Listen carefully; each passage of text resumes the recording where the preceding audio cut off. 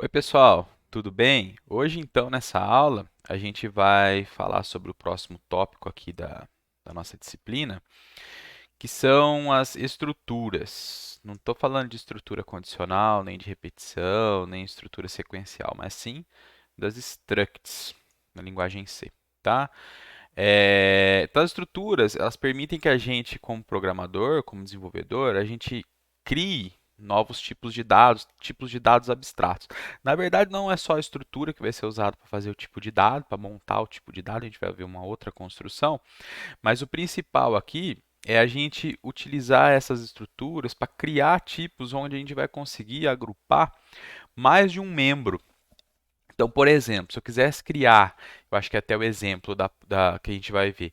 Se eu quero criar um tipo que a representa e que armazena os dados de uma data, eu posso criar uma estrutura, que eu posso chamar ela de data, né? O tipo data, a gente vai criar o tipo da estrutura, e armazenar nela três inteiros. Um inteiro para o dia, um inteiro para o mês e um inteiro para o ano. E assim por diante, certo? Isso é assim uma das bases para quando a gente vai trabalhar com orientação a objeto. Na orientação a objeto, a gente não vai ter bem uma estrutura, a gente vai ter uma construção um pouco mais sofisticada, que é chamada de classe, né? Mas a ideia básica de eu ter alguma coisa que agrupa atributos, que agrupa características, é algo que tem a ver com as classes, mas deixando bem claro, struct não é classe, tá certo? Não é classe, tá? Mas dá, porque quem veio aí de um curso técnico e viu talvez um pouquinho de Java, um pouquinho de alguma outra linguagem orientada a objeto, provavelmente vai misturar as coisas, mas cada coisa é uma coisa, tá certo? Então tá. Vamos dar uma olhada no exemplo, a gente olha aqui direto no Code Blocks e depois a gente faz um exercício, um ou dois exercícios, tá bom? Então tá. Tem três includes aqui, incluindo o string.h, que eu vou usar ele. E aqui vem os exemplos. Então, gente, vamos lá. O primeiro exemplo de como definir uma estrutura é usando a construção dessa forma aqui. Então, a gente começa com a palavra-chave struct. Percebam, está fora do main, tá? Para ser global ao programa inteiro, né? Ao código todo, poder enxergar ela. Essa forma aqui que está sendo feita, a gente chama de estrutura anônima. Por quê? Ela não tem um nome. Eu só consigo definir ela, só consigo criar variáveis dela para ela ser usada, né? Claro, porque não basta só eu declarar, eu preciso usar, né? Se for só para declarar, não tem necessidade, né? As variáveis dela a gente tem que definir logo depois que eu fecho chaves. Então, como que é a estrutura?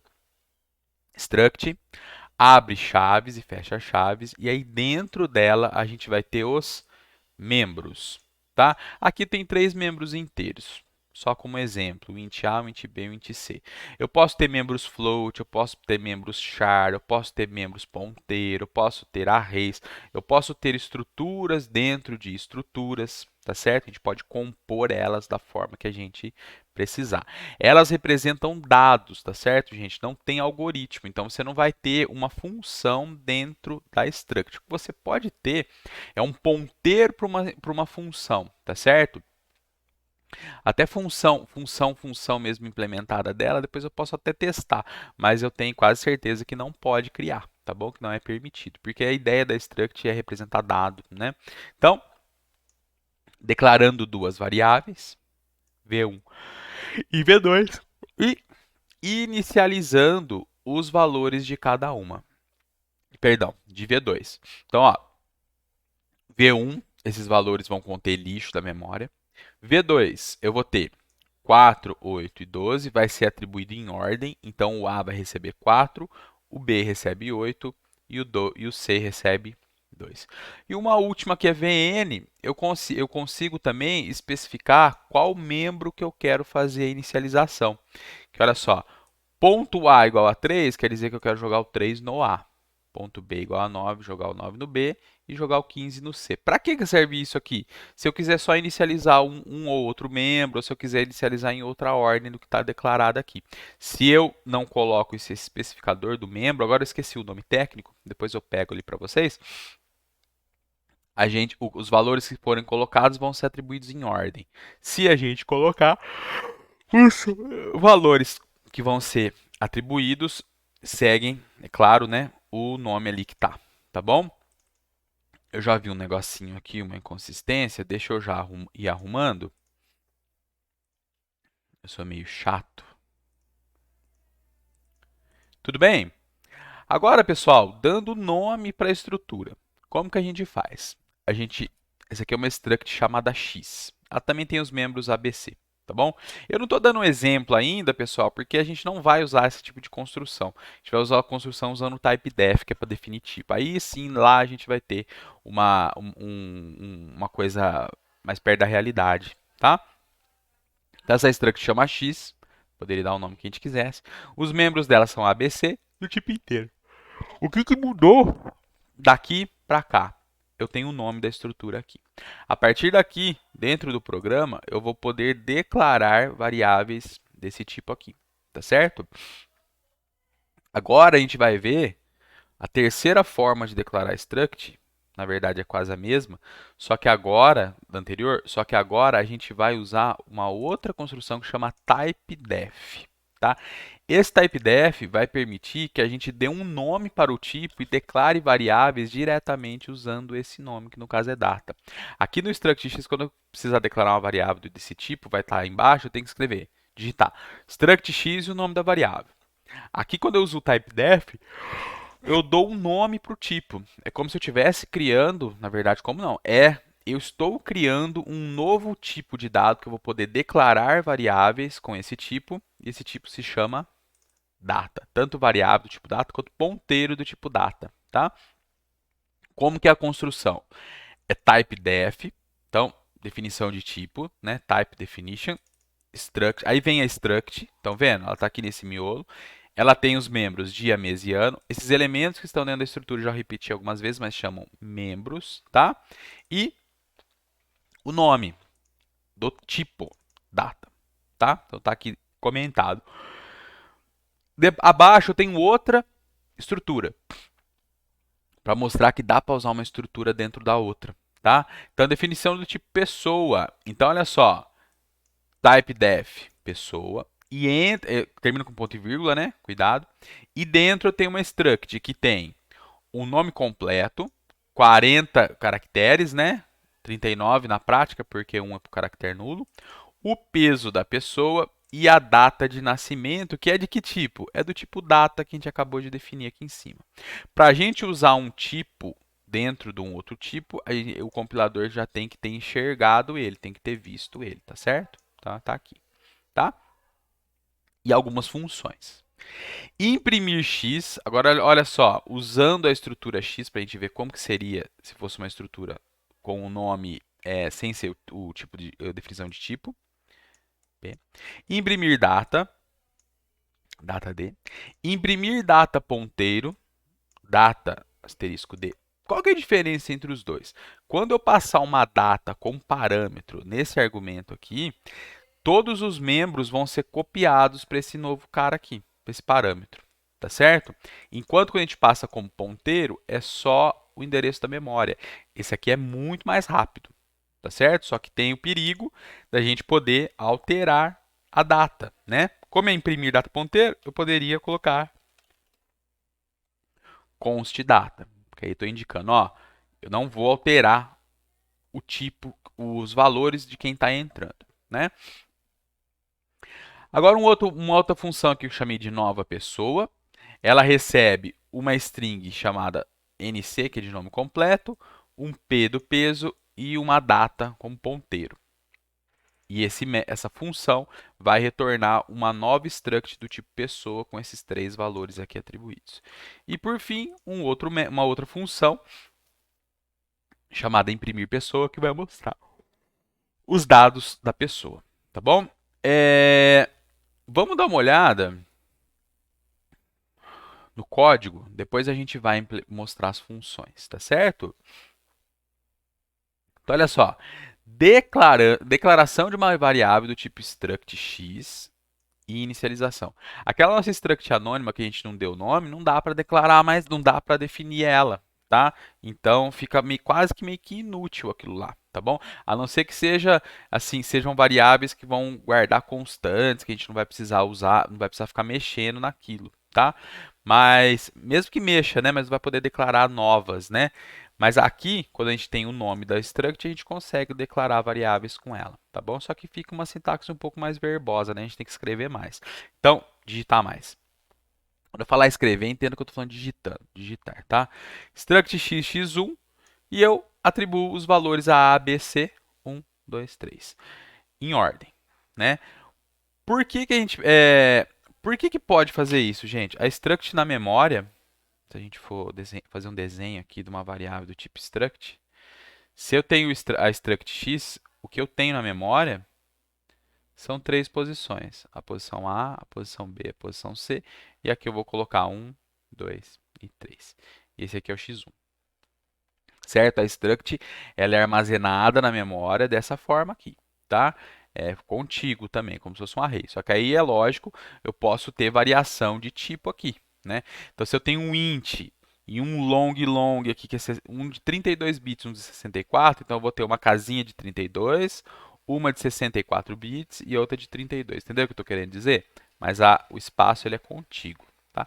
Isso vai ser importante para depois, quando a gente for ver, um outro tipo de construção que chama união. Aí a união ela funciona um pouco diferente, ela sobrescreve espaços aqui dentro da memória, dependendo do que a gente quer, do que a gente fizer, tá? Mas enfim, voltando aqui, né? Declarando uma outra variável do tipo struct x, chamada x2. E aqui a gente usa a inicialização usando os designadores, que é o nome que eu queria falar lá em cima e eu esqueci. Veja. Dou o valor de A, de B e de C, sempre separados por vírgula e precedendo o nome do membro com um ponto. Isso aqui é o designador. Designador do membro A, do B, do C. Coloco os valores e aqui a ordem não importa. Eu estou decidindo, estou falando quem que é o designador, estou falando onde eu quero colocar aquele valor. Tá bom? Vejam agora. A gente vai usar o tipo data, que ele vem de uma estrutura. Então, como que a gente pode inicializar ele? Da mesma forma que a gente inicializa estruturas, porque ele é uma estrutura, na verdade. Ou segue a ordem dos membros, dia, mês e ano. Agora, vejam, ficou um pouco mais limpo, né? Porque em vez de escrever struct e o nome da estrutura, eu ponho só o nome do tipo. Nomes de tipos, a gente vai sempre nomear com letra maiúscula, isso eu esqueci de comentar com vocês, tá? E também dá para usar os designadores, que aí faz mais sentido, fica mais claro o que é que está acontecendo, tá bom? Dia 25, mês 2, ano 85. Array de estruturas, array de tipos, data, de array de 5, um array com 5 datas. Olha só agora.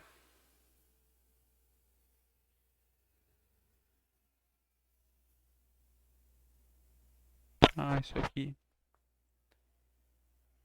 Tá. Tô viajando aqui. D2 é copiada membro a membro para a data de nascimento P1, tá? O que está acontecendo aqui? Vejam. Estou declarando uma variável P1 do tipo pessoa. Estou usando a inicialização usando os designadores. Eu separei um por linha aqui para ficar mais claro. O nome completo, eu pus meu nome. O peso, 120, né? Mas esse peso já engordei mais. E a data de nascimento, igual a D2. Vejam, D2 não é ponteiro. Esse cara aqui também não é um ponteiro para a data. Então, quando eu atribuo uma struct a outra e elas são compatíveis, o que, que vai acontecer? Cada membro vai ser copiado para quem está sendo atribuído. Tá? Então, o dia do D2 copia para o dia do nascimento, o mês do D2 copia para o mês da data de nascimento e o ano do D2 copia para o ano da data de nascimento. É isso que está acontecendo aqui. Tá? Agora aqui, P1 é copiado membro a membro para P2. Estou declarando uma outra variável do tipo pessoa que chama P2 e atribuindo P1. Aqui acontece a mesma coisa que aconteceu aqui. Cada membro daqui vai ser copiado para cá, tá certo? Então, o peso do P2, o nome completo do P2 e a data de nascimento. E aqui eu estou alterando o peso para 90, tá? Criando uma nova pessoa através de uma função. Aí vem aquela função nova pessoa que eu falei que vai ser implementada, né? Maria da Silva, 55, e a data de nascimento dela vem do D1, só que eu estou passando o D1 como ponteiro aqui. Porque para a gente ver o que acontece. Quando eu passar como ponteiro, eu vou ter que acessar os membros da variável D1, que é do tipo pessoa, com um operador específico, chama operador flecha, a gente vai ver, tá? E declarando mais uma pessoa que receberá os dados pela entrada. Então, olha só, mexendo agora em todo mundo, né? Aquele V1 lá de cima, que é daquela struct anônima, V1 a ponto A igual a 5, ponto B igual a 5, ponto C igual a 5, tudo bem? Imprimir X, jogo x1, o x2, e imprimir a data D1, imprimir a data com ponteiro, aí eu tenho que passar o endereço da variável, igual eu passei aqui, né? Imprimir pessoa, que ele só recebe como ponteiro, então os três. E depois fazer a entrada de uma quarta pessoa. Olha só, entre com o nome. O nome completo P4 é uma string, o tamanho máximo é 40, né, contando o caractere nulo, e entra do stdin e apaga o pulo de linha, sobrescrevendo com um contra barra zero. Então, olha lá, nome completo, strlen, isso aqui retorna o tamanho, né, menos 1, porque eu quero excluir o caractere de pulo de linha e colocar um caractere no lugar. Entro com o peso, só preceder com o e-comercial o peso. O e-comercial, que é o operador de endereço, tem precedência menor do que esse operador de ponto aqui. Eu acho que na linguagem C é operador ponto mesmo, eu não acho que não chama operador de escopo, tá? Só estou tomando cuidado para não falar besteira. Porque em C++ o operador de escopo é diferente. Operador ponto, tá? Aí data de nascimento, vou fazer a leitura da data de nascimento. Olha só como que eu gravo lá no P4. Comercial, P4, o membro data de nascimento e o membro dia da data de nascimento. A gente lê da esquerda para a direita, entendendo que quem está à direita é membro de quem está à esquerda, tá? Do adjacente, né? Então, P4, data de nascimento, dia, P4, data de nascimento, mês, P4, data de nascimento, ano, tá? E imprimir pessoa, imprime a P4, tá bom? E agora aqui, só para terminar, eu sei que é muito código, né, gente? Tem quase 200 linhas aí, deve ter até um pouquinho mais, mas depois vocês vão executando e olhando o que está acontecendo em cada linha, tá? Faz parte, vocês vão ter que estudar, tá? Fazendo a leitura de 4 datas. Então, olha lá, como que eu faço quando a data ou a estrutura está dentro de um array?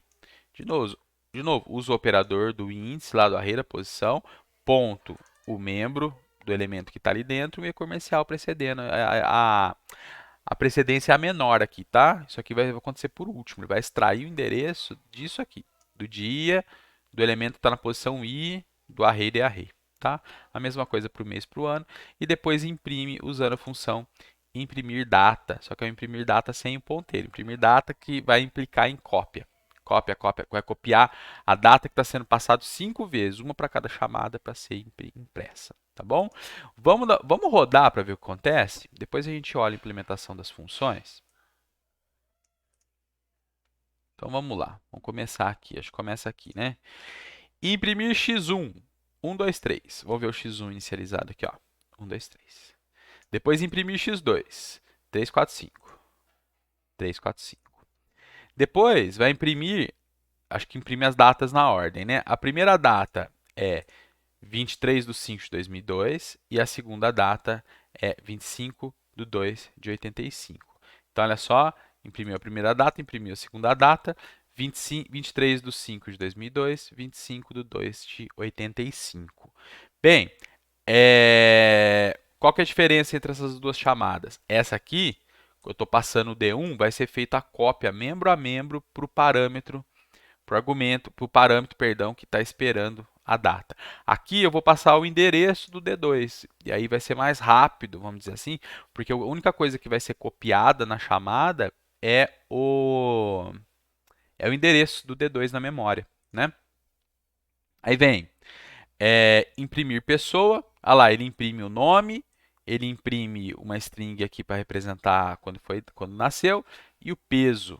E depois, de novo, com o peso atualizado, tá? E a Maria da Silva, imprime a Maria da Silva também, que tem peso 55, e agora ele pede para fornecer uma pessoa nova. Vamos lá, vamos chamar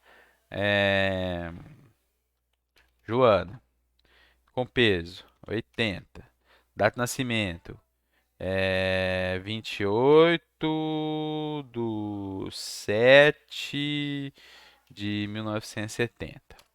Tá lá, mostra a Joana, o nascimento 28/7/70 e o peso 80, certo? E agora as datas, né? 55. Só tô colocando valores aqui arbitrários, tá, gente? Porque nem ateste, né? Poderia pôr 78 no dia, 93 aqui e 1 no ano. Não tem problema, tá? A gente não tá fazendo esse tipo de verificação. O ideal seria que a gente fizesse, né? Porque não existe data com dia 78, mês 93, ano 1.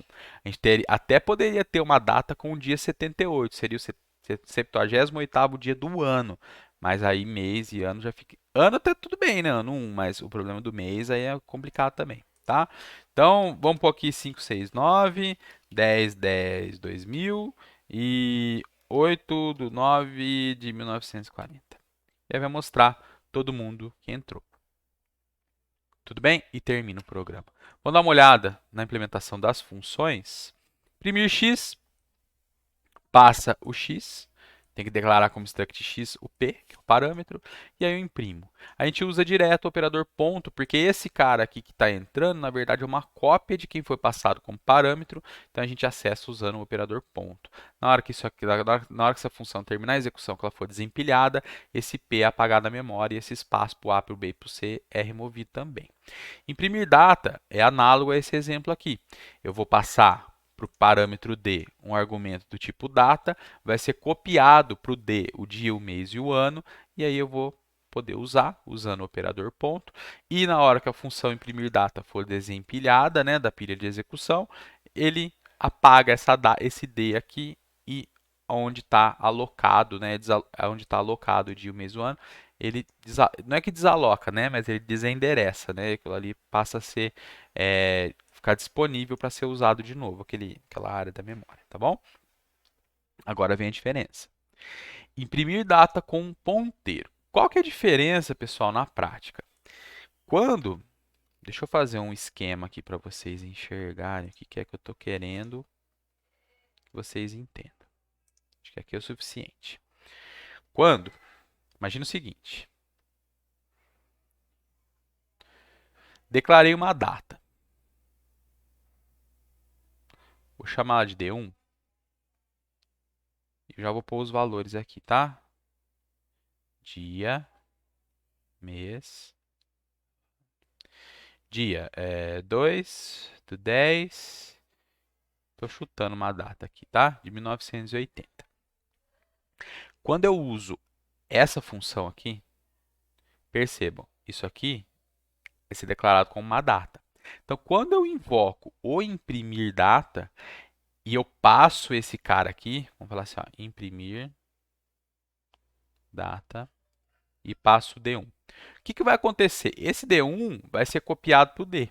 Então, na hora que eu tiver a execução da função imprimir data, ela tem um parâmetro que chama D, que é do tipo data. Vamos pôr o tipo aqui também.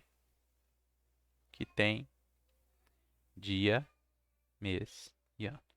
Na hora que eu passo o D1 para cá, é feita a cópia. Copio o 2 para cá, copio o 10 para cá, copio o ano para cá. Eu uso, na hora que essa função for desempilhada, o que vai acontecer?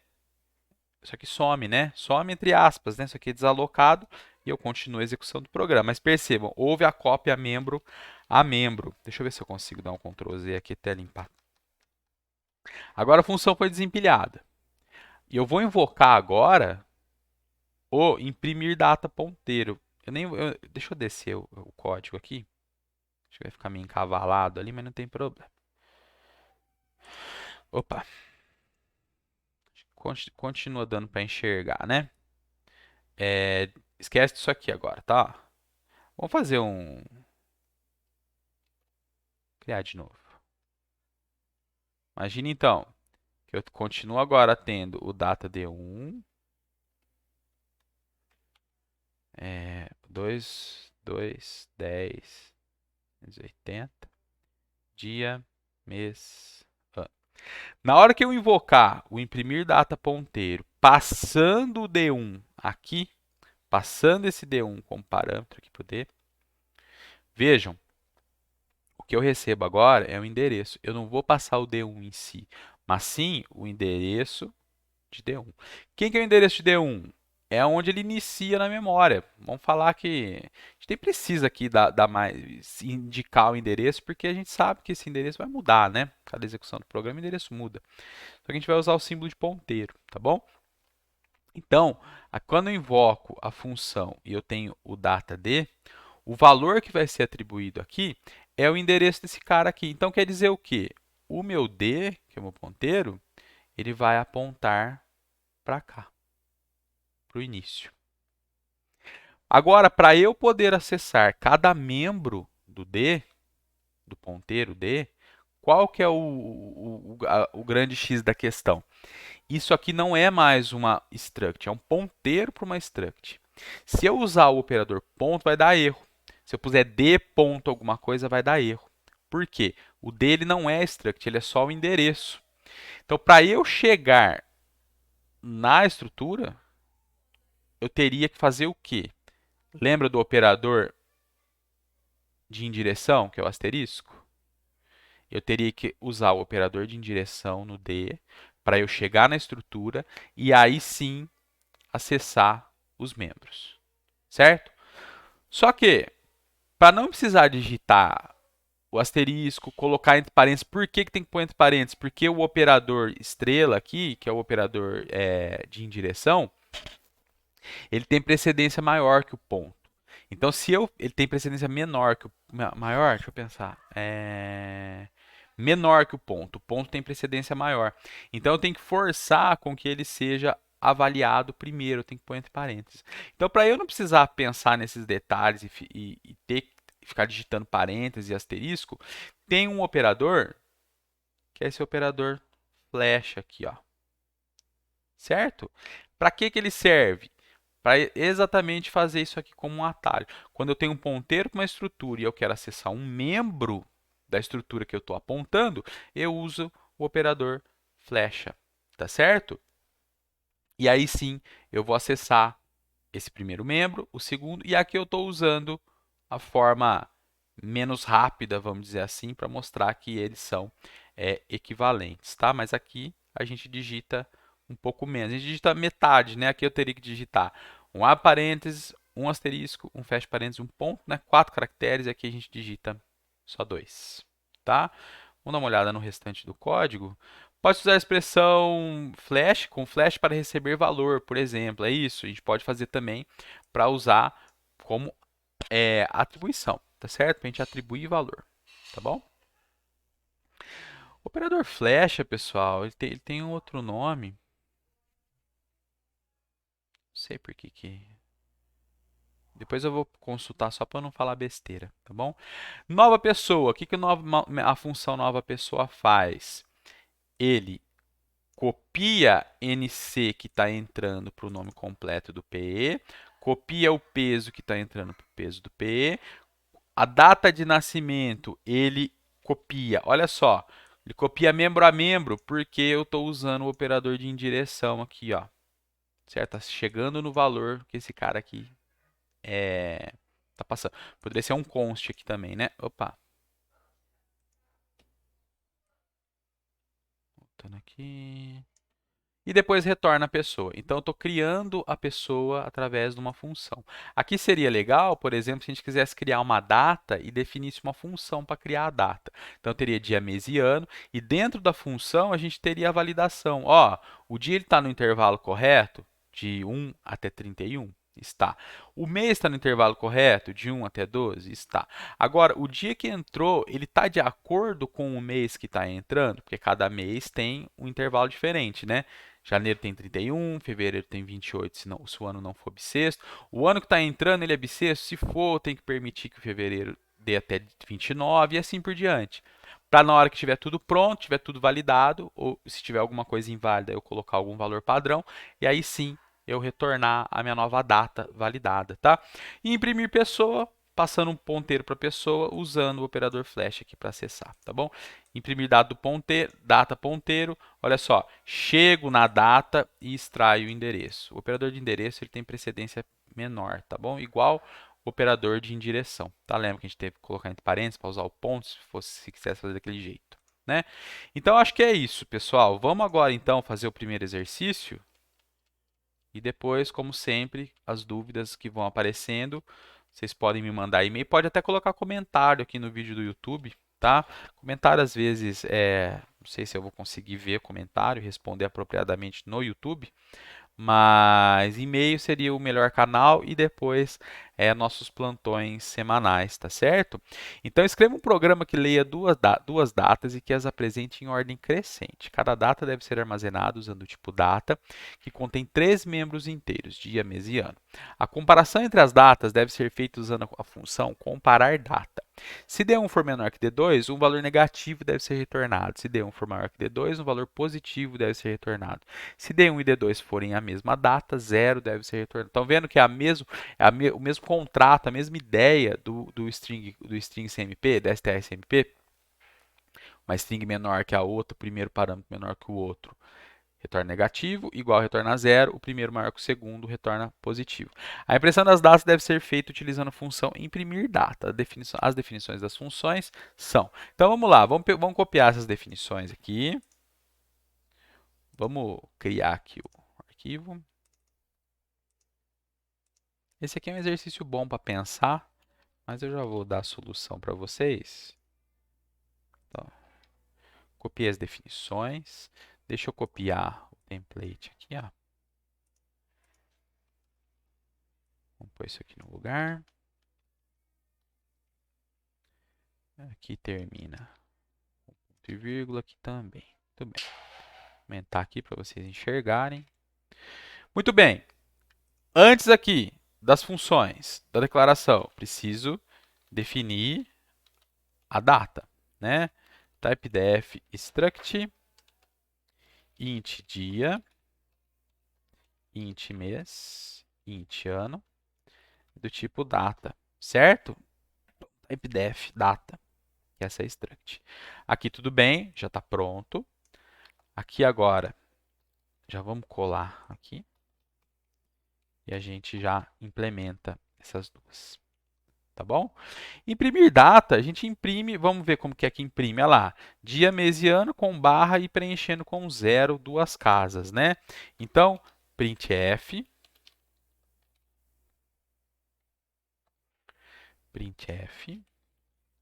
porcento 02D, 4, tira a barra. É um ponteiro, não é? Então, data, dia, data, mês, data, ano. Certo? Para eu chegar então nos membros, nos membros da estrutura que o ponteiro está apontando, a gente usa a flechinha. Se não for usar a flecha, tem que fazer dessa forma. Chegar na estrutura e acessar o membro, tá bom? Mas a gente vai fazer dessa forma mais simples e mais apropriada, tá? E agora comparar datas. Se o D1 for menor que o D2, eu tenho que retornar negativo. Se elas forem iguais, retorna zero. Se o D1 for maior que o D2, eu retorno positivo. Qual que é a ideia, pessoal, para a gente comparar duas datas? Então, imagine o seguinte. Se eu tiver... Como que a gente compararia duas datas? Qual que é o membro que manda, né? Independente da data, qual seria o dia, o mês, o ano que vai dar a primeira ordem das datas, né? Porque eu estou querendo dizer o seguinte: se eu tenho o dia 1º, o mês 1 e o ano 2000, e eu tenho o dia 1º, o mês 1 e o ano 1980, qual membro aqui, qual valor? Na verdade, nem preciso fazer a data igual aqui. Vamos pôr aqui, ó. 10/5/1980. O 2000, o 1 ou 10 que vai dizer se a data é menor ou maior, o 1 ou 5, ou o 2.980? Nesse caso, é o ano, certo? Porque independente do dia, o ano que vai dizer se uma data vem depois ou vem antes da outra. Nesse caso, é a primeira data, ela é maior que a segunda. Agora, se houver um empate no ano,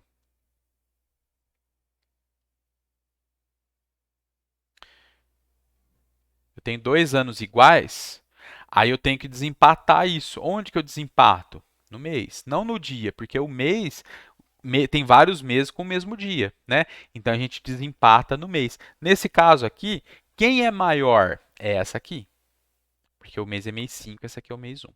Agora, se eu tiver o mês igual nas duas, quem vai desempatar é o dia. Isso aqui é igual, isso aqui é igual, isso aqui é diferente, beleza. E se eu tiver os três iguais, quer dizer que as datas são iguais. Então, vamos transformar isso em código, né? Vamos lá. Tá entrando a data 1 e a data 2. Então, vejam, se o D1 ano for menor, a primeira data, o ano dela é menor que a data da segunda data, o ano da segunda data, quer dizer que eu tenho o quê? Que D1 é menor que D2. Então, retorno. Se D1 ano for maior que D2 ano, então eu tenho que D1 é maior que o D2. Aqui é negativo, né, gente? Menos 1, aqui 1. Se eu cair nesse else aqui, quer dizer que eu tenho ano de D1 e ano de D2 iguais. Então vamos recapitular. Se o ano do D1 é menor que o ano do D2, eu retorno um negativo, porque o D1 é menor que o D2. Não tem mais não tem o que fazer. Se o ano do D1 for maior que o ano do D2, D1 é obrigatoriamente maior que D2. Então retorno positivo. Tem que fazer. Agora, se os anos forem iguais, a gente tem que desempatar no dia, cairia no else. Então, else if deu no dia não, perdão, no mês. Mês menor que D2 mês. Ano está empatado aqui. Agora eu vou desempatar no mês. Se o mês do D1 for menor que o mês do D2, eu retorno um negativo, qualquer negativo, tá certo? Porque é essa assinatura que está sendo pedida. Estou pondo menos 1 e 1, tá? Else if, agora eu tenho o caso se o mês do D1 for maior que o mês do D2. Então a gente tem que D1 é maior que D2. Então vejam, eu estou aqui quando empatou o ano. Estou tentando desempatar pelo mês. Se o mês do D1 é menor que o mês do D2, retorno negativo. Se o mês do D1 é maior que o mês do D2, eu retorno positivo. E se eu cair nesse else, quer dizer que os meses são iguais. Agora eu tenho que tentar desempatar pelo dia. D1, dia, menor que D2, dia. Quer dizer o quê? O dia do D1 é menor que o dia do D2. Então, D1 é menor que D2. E eu só cheguei aqui quando eu empatei ano e mês. Tornei negativo. E D1, dia, maior que D2. Dia. Dia do D1 é maior que o dia do D2. Return positivo. E agora, se cair nesse else aqui, ou nem precisava do else, era só já pôr um return 0, eu retorno 0 porque os três membros são iguais. O que eu estou querendo dizer é, eu posso ter esse else ou não, tanto faz.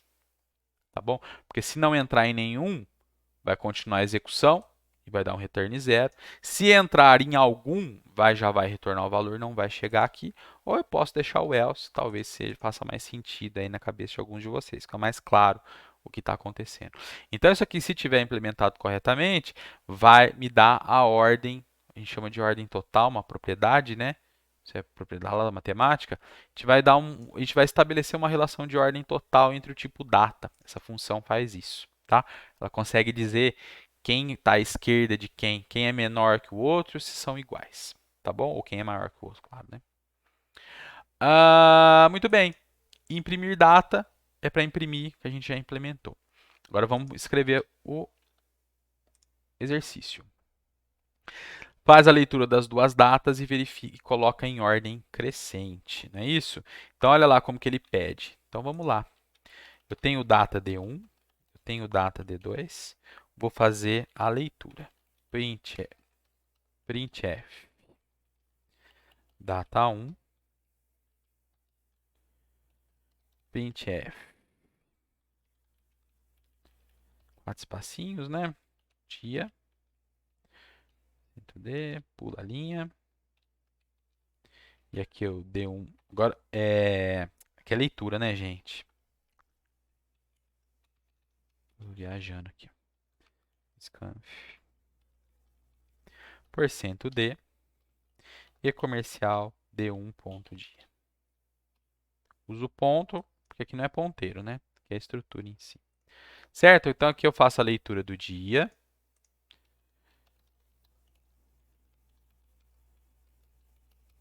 Mês.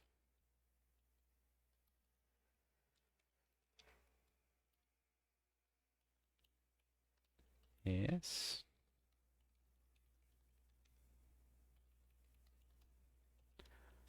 Ano.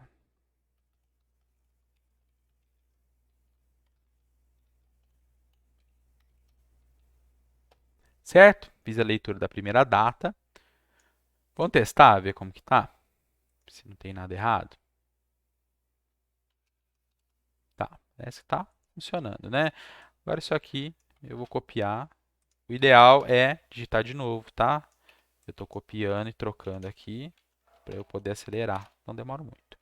Ler as duas datas. E agora o que que eu vou fazer? If.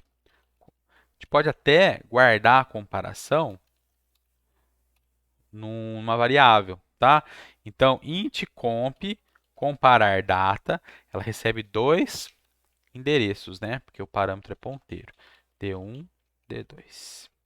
Se comp for menor que zero, quer dizer que a primeira data é maior que a segunda. Se comp for maior que zero, quer dizer que a primeira data é maior que a segunda. E caso contrário, quer dizer que as duas são iguais, tá? Aqui eu posso colocar um menor ou igual, e aqui a gente só coloca um else. Certo? Porque se for menor ou igual, a gente vai imprimir a primeira. Se forem iguais, tanto faz quem eu imprimo primeiro, né? Então, como isso aqui vai ser invocado uma vez só, eu não preciso mais dessa variável aqui. E beleza, agora a gente imprime em ordem crescente. Printf. Como que a gente vai imprimir? Como que a gente vai fazer? A primeira data, um espaço, um menor, a segunda data, tudo sem pular linha. Aqui não pula linha, né? Ó, não. Então, ó, aquele miolo ali é um espaço, um menor ou igual a um espaço.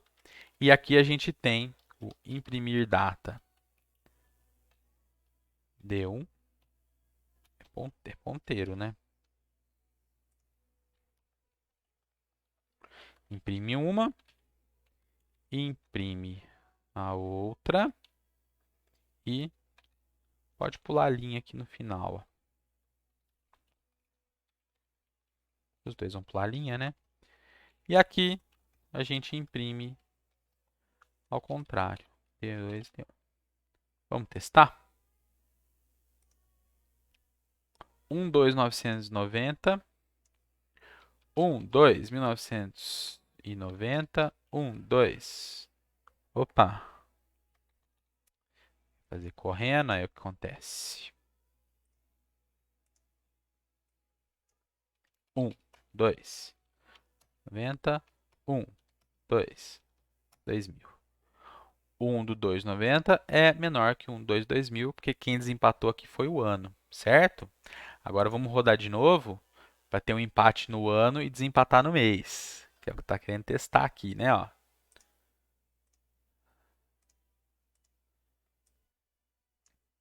20 do 3 de 2000, 31 do 2 de 2000. 31 do 2 de 2000 vai ser menor, né? Tem que aparecer antes, né? Olha lá. Beleza. Agora vai ter um empate no ano e no mês e desempatar no dia.